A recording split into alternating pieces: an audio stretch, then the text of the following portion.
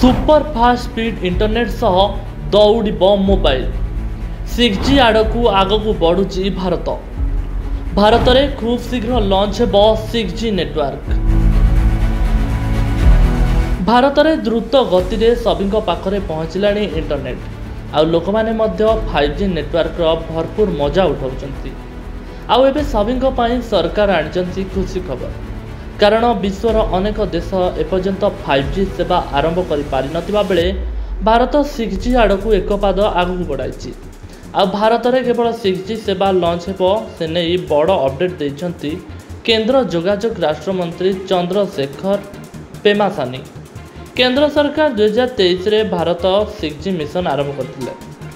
सेतिपई 6G प्रजुक्ति विद्यार परीक्षा पाई testing bed बहु वर्ष पूर्व निर्माण हो सारी। तेणु टार्गेट अच्छी 2030 सुधा भारत में 6G सेवा आरंभ हो। परवर्ती पीढ़ीर जोगाजोग प्रजुक्ति डिजाइन विकास एवं नियोजन में अग्रणी हो भारत। 2022 मसीह भारत 5G सेवा आरंभ होता। मात्र 2 वर्ष मध्य सारा भारत में 5G नेटवर्क विस्तारित होइछि। देशर 750 जिला मध्य 98% 5G नेटवर्क जोगाई दी जाइछि। एयरटेल एवं जियो पर VI यार 5G सेवा आरंभ करथिला। प्रारंभ में 5G रे अनलिमिटेड इंटरनेट सेवा जोगाई देउथिला कंपनी।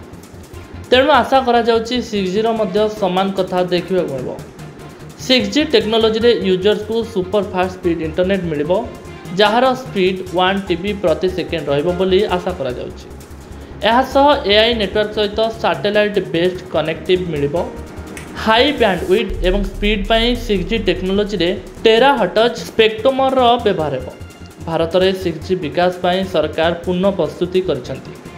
केंद्र में मोदी सरकार एथिपाई भारत 6G मिशन घोषणा करिसेंती। केंद्र जोगाजोग मंत्री ज्योतिरादित्य सिंधिया मध्य सार्वजनिक मंच रे अनेक थर 6G मिशन विषय निजर मत प्रकाश करिसेंती।